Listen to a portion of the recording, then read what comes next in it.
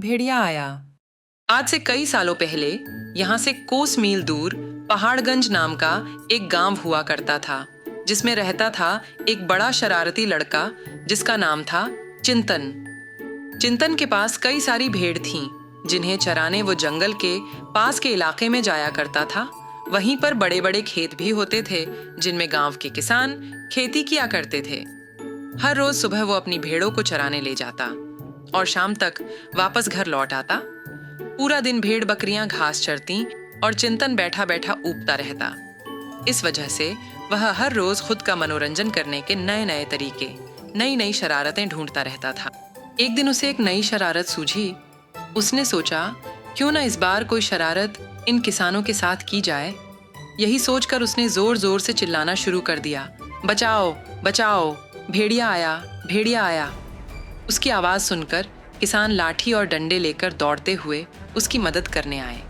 जैसे ही किसान वहां पहुंचे, उन्होंने क्या देखा कि वहां तो कोई भेड़िया है ही नहीं, बल्कि भेड़िए की जगह चिंतन पेट पकड़कर हंस रहा है। हा हा हा, उल्लू बनाया, बड़ा मजा आया, उल्लू बनाया, बड़ा मजा आया। अरे मैं तो मजाक कर रहा था, कैसे दौड़ते भागते आए हो सब। हा हा हा। उसकी ये बातें सुनकर किसानों का चेहरा गुस्से से लाल पीला होने लगा।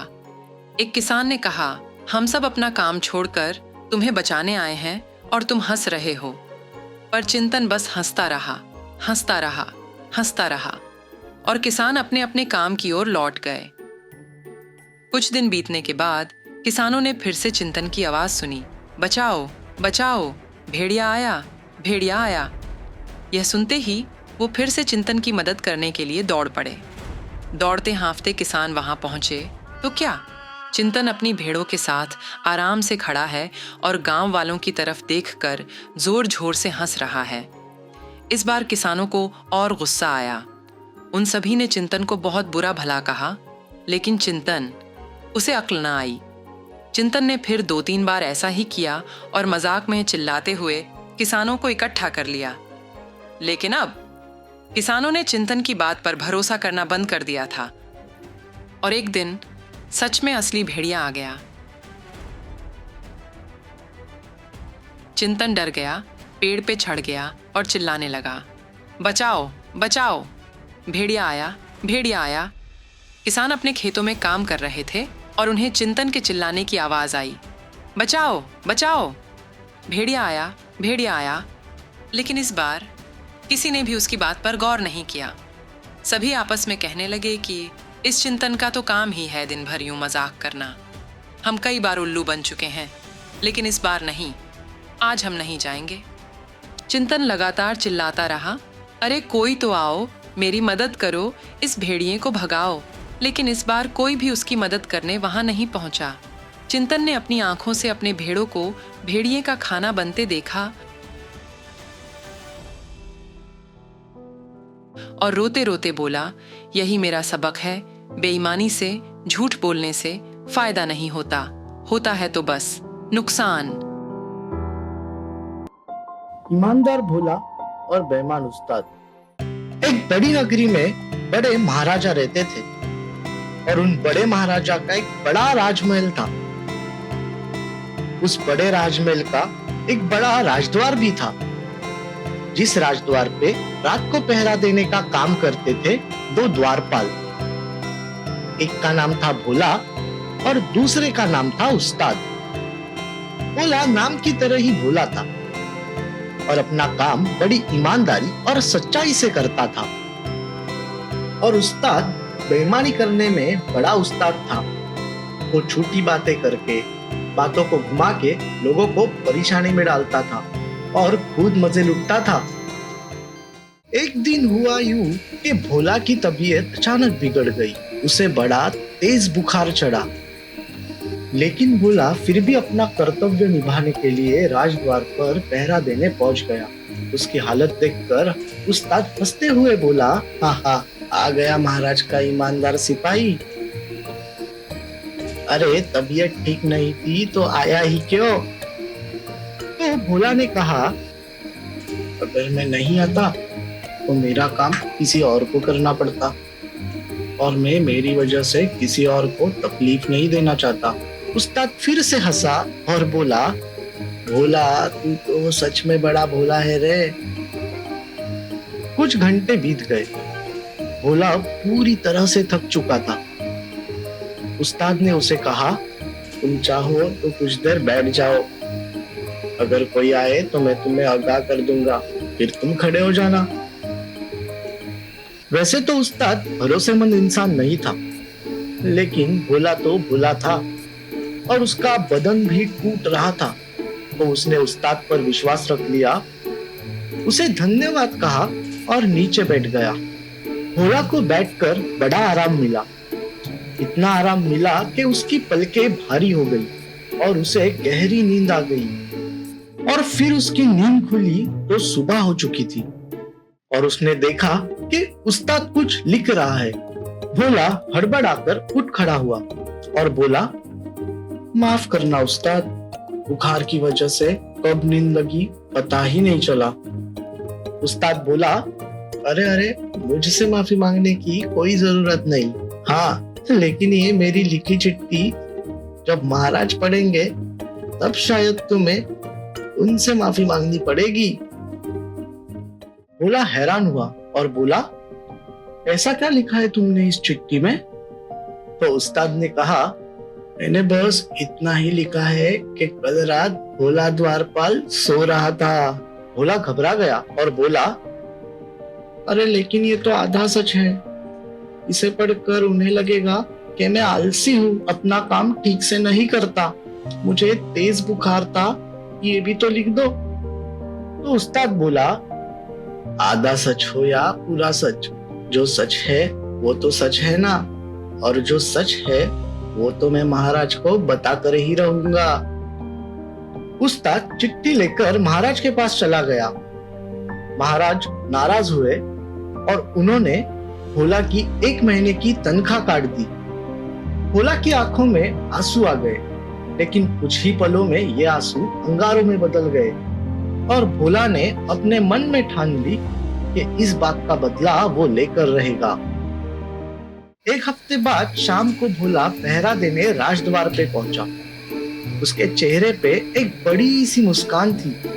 उस्ताद ने उसे मुस्कुराते हुए देखा और बोला, क्यों भोला, आज बड़े खुश नजर आ रहे हो, कोई खास बात? लेकिन भोला ने कुछ नहीं कहा, तो बस उस्ताद को देखकर मुस्कुराता रहा, सारी रात मुस्कुराता रहा। उस्ताद पूरी रात सोचता रह गया, पर भोला की मुस्कान कम नहीं हुई। जैसे ही सुबह हुई, भोला कुछ लिखने लगा। ये देखकर उस्ताद बोला, क्या रे भोला, क्या लिख रहा है? भोला ने कहा, कुछ खास नहीं, महाराज को चिट्ठी लिख रहा हूँ और कल रात जो हुआ वो बता रहा हूँ।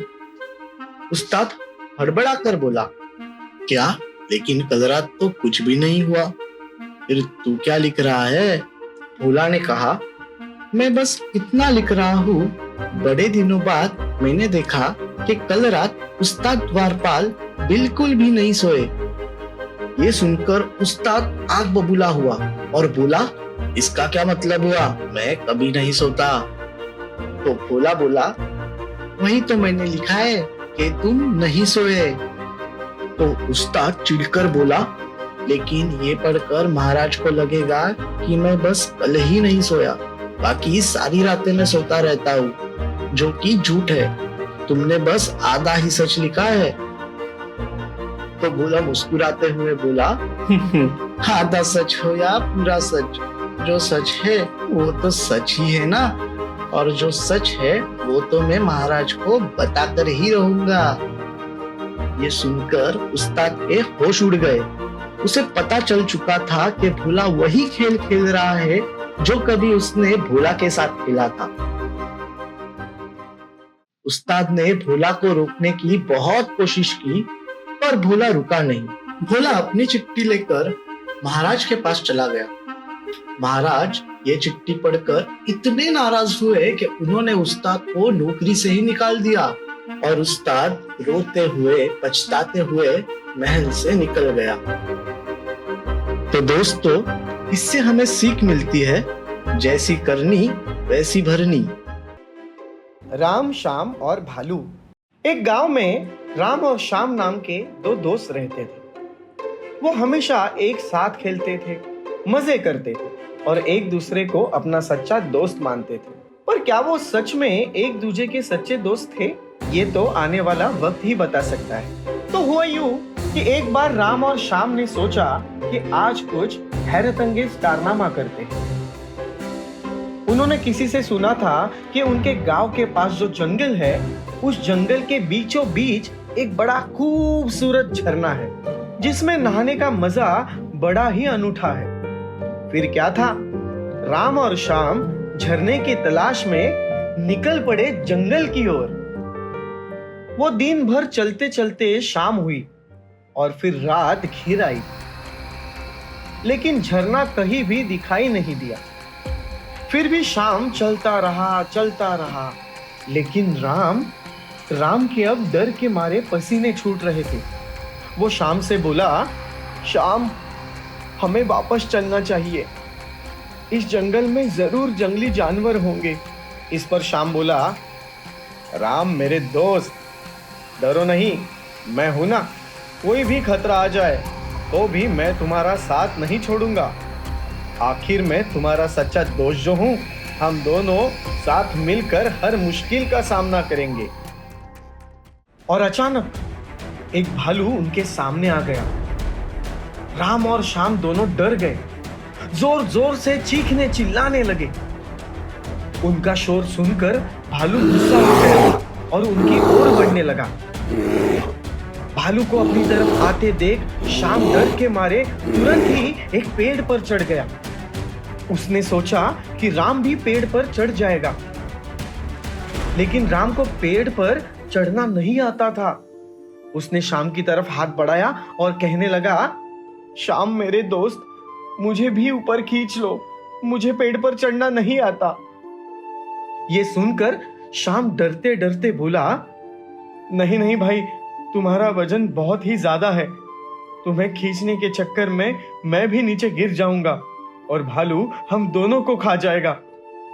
ये बात सुनकर राम चौंक गया और असहाय होकर नीचे ही खड़ा रहा। अब भालू राम के नजदीक आने लगा। राम डर के मारे थर-थर कांपने लगा, लेकिन डरते हुए भी वो किसी तरह भालू से बचने का उपाय सोचने लगा।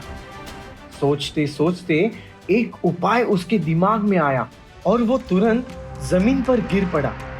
उसने अपनी सांस रोक ली और एक मृत व्यक्ति की तरह लेटा रहा। भालू राम के नजदीक आया। राम के चारों ओर घूमकर वो उसे सूंघने लगा। पेड़ पर चढ़ा श्याम ये सब देख रहा था। उसने देखा कि भालू राम के कान में कुछ फुसफुसा रहा है और कान में फुसफुसाने के बाद भालू शांति से वहां से चला गया। भालू के जाते ही श्याम पेड़ से उतर गया। राम भी तब तक उठकर खड़ा हुआ।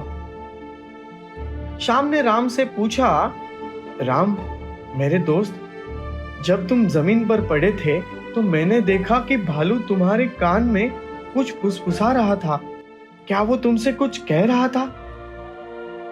इस पर राम बोला, हाँ, भालू ने मुझे कहा कि किसी भी ऐसे दोस्त पर विश्वास मत करना जो तुम्हें आपत्ति के आने पर मुश्किल घड़ियों में अकेला छोड़कर भाग जाए। ऐसा दोस्त कभी भी तुम्हारा सच्चा दोस्त नहीं बन सकता। श्याम ने शर्मिंदगी से अपना सर नीचे झुका दिया और राम अकेले अपने गांव की तरफ निकल पड़ा।